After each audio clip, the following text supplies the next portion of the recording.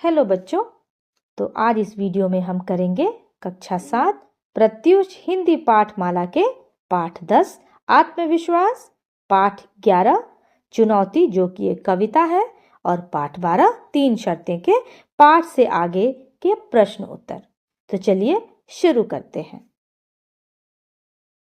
पाठ 10 है आत्मविश्वास। तो चलिए इसके पाठ से आगे का पहला प्रश्न देखते हैं। पहला प्रश्न है, जीवन में सुख दुख आते जाते रहते हैं, संघर्ष करने वाले ही जीवन में सफल होते हैं। उदाहरण देकर स्पष्ट कीजिए। तो बच्चों इसका उत्तर आप इस प्रकार लिख सकते हैं। जीवन में सुख दुख का आना जाना स्वाभाविक है और यही जीवन की सच्चाई है। जो व्यक्ति संघर्ष करने का साहस रखते हैं वे ही जीवन में सफल होते हैं।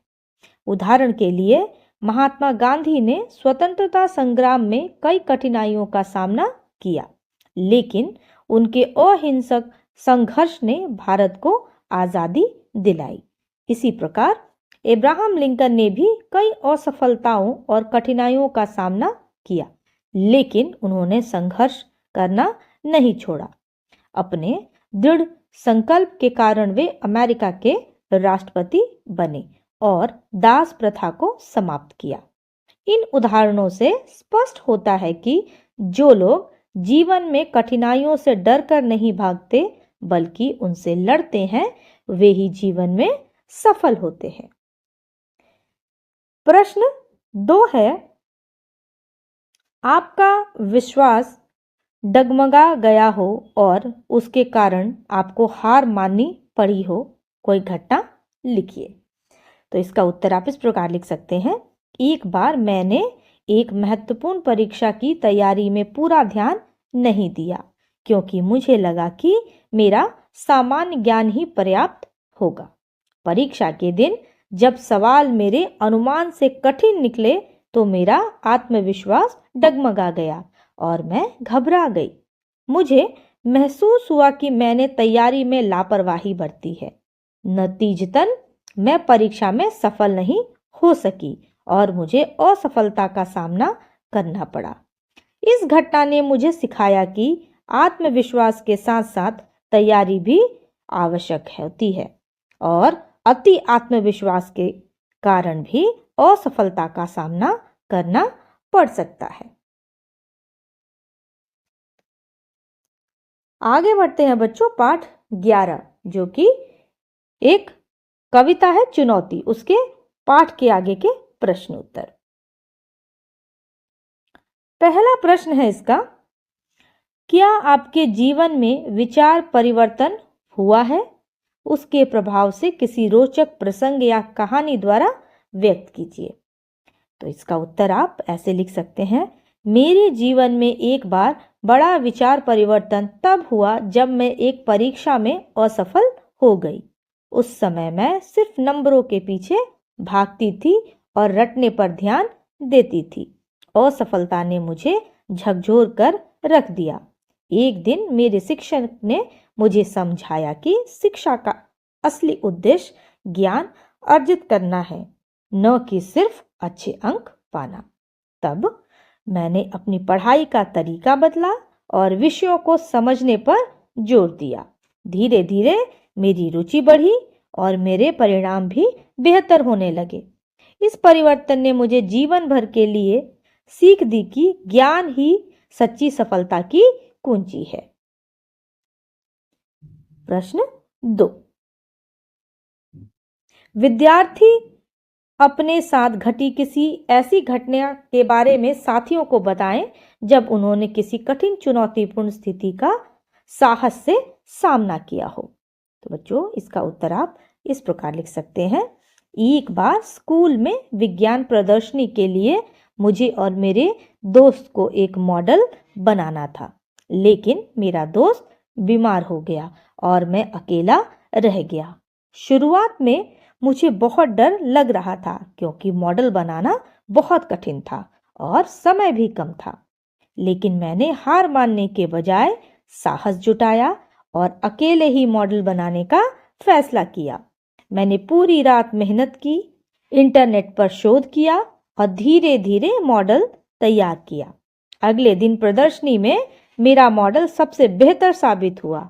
इस घटना ने मुझे सिखाया कि कठिन परिस्थितियों में साहस और आत्मविश्वास से काम लिया जाए तो कोई भी चुनौती असंभव नहीं होती।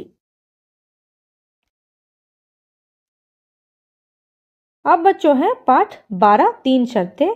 तो चलिए इस पाठ के आगे के प्रश्न उत्तर को पढ़ते हैं। समय और अवसर का जीवन में बहुत महत्व है। किसी उदाहरण से इस कथन की पुष्टि कीजिए। चलिए इसका उत्तर आप कुछ इस प्रकार लिख सकते हैं।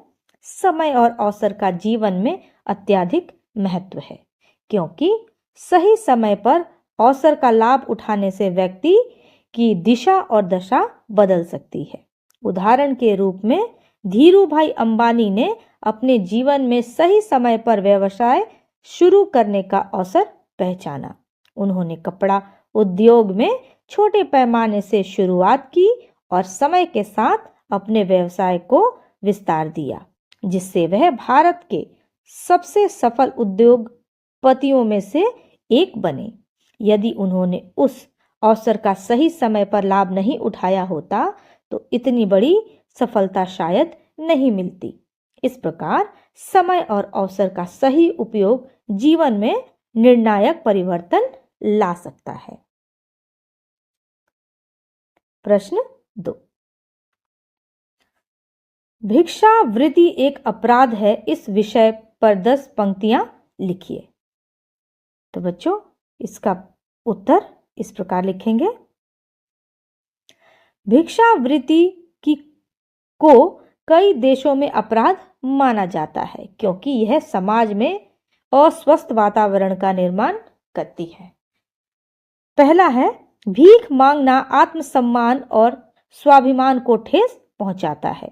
दूसरा, भिक्षावृत्ति से व्यक्ति का आत्मनिर्भर बनने का अवसर कम हो जाता है। तीसरा, यह समाज में गरीबी और असमानता को बढ़ावा देती है।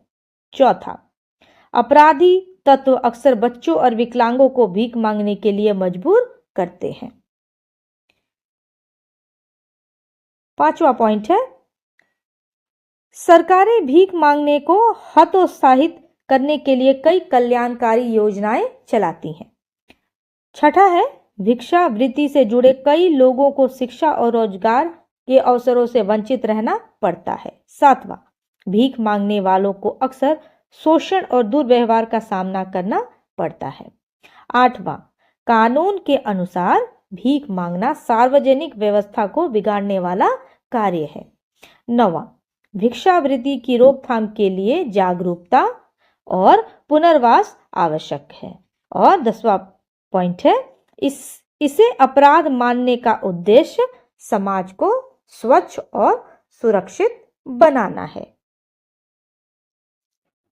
तो बच्चों यहाँ खत्म हुआ इन तीनों पाठ से आगे के प्रश्न उत्तर। आई होप आपको ये प्रश्न उत्तर समझ आए होंगे। तो मिलते हैं अगले वीडियो में नए चैप्टर के क्वेश्चन आंसर के साथ।